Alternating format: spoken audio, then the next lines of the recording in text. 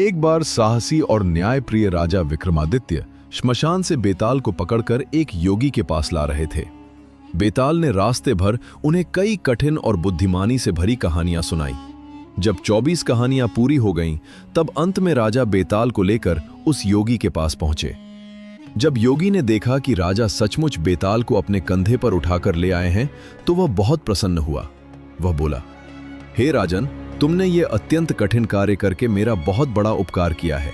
तुम सचमुच सभी राजाओं में श्रेष्ठ हो। इसके बाद योगी ने मुर्दे को राजा के कंधे से उतार लिया। उसने उस शव को स्नान कराया, सुगंधित फूलों की मालाओं से सजाया और एक पवित्र स्थान पर रख दिया। फिर उसने अपने मंत्रों की शक्ति से बेताल का आवाहन किया और उसकी विधि विधान से पूजा की। पूजा पूरी होने के बाद योगी ने राजा से कहा, हे राजन, अब आप इस शव के सामने सिर झुकाकर प्रणाम करें।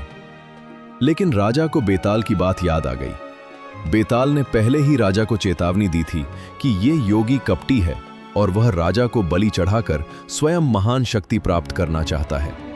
इसलिए राजा ने चतुराई से कहा, मैं एक राजा हूं, मैंने जीवन में कभी किसी के सामने सिर नहीं झुकाया। आप पहले मुझे दिखाइए कि कैसे प्रणाम किया जाता है। योगी को राजा की बात पर कोई संदेह नहीं हुआ। वह तुरंत झुककर दिखाने लगा कि प्रणाम कैसे किया जाता है।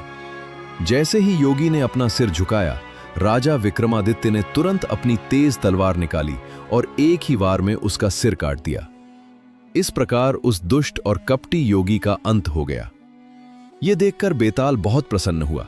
वह प्रकट होकर बोला, हे राजन, ये योगी विद्याधरों का स्वामी बनना चाहता था, लेकिन अब वह अवसर तुम्हें मिलेगा। तुमने बड़ी बुद्धिमानी और साहस से काम लिया है।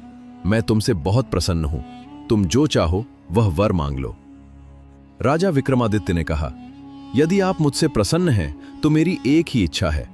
आपने जो 24 कहानियां मुझे सुनाई हैं और यह 25वीं कथा, वे सारी दुनिया में प्रसिद्ध हो जाएं और लोग उन्हें आदर के साथ पढ़ें।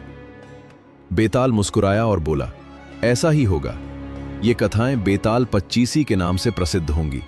जो भी इन्हें पढ़ेगा या सुनेगा, उसके पाप नष्ट हो जाएंगे। ये कहकर बेताल वहां से चला गया।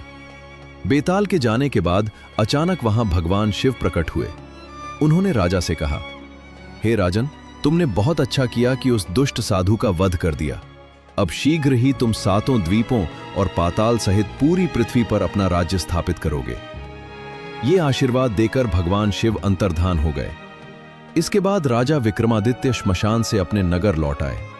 कुछ ही समय में उन्होंने अपनी शक्ति, बुद्धि और पराक्रम से पूरे पृथ्वी पर अपना राज्य स्थापित कर लिया।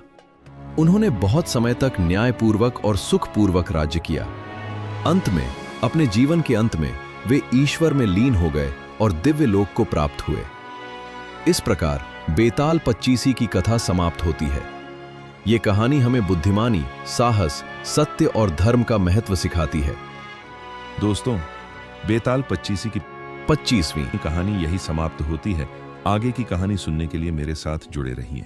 और आपको ये कहानी पसंद आई हो तो वीडियो को लाइक एंड चैनल को सब्सक्राइब जरूर करें। धन्यवाद।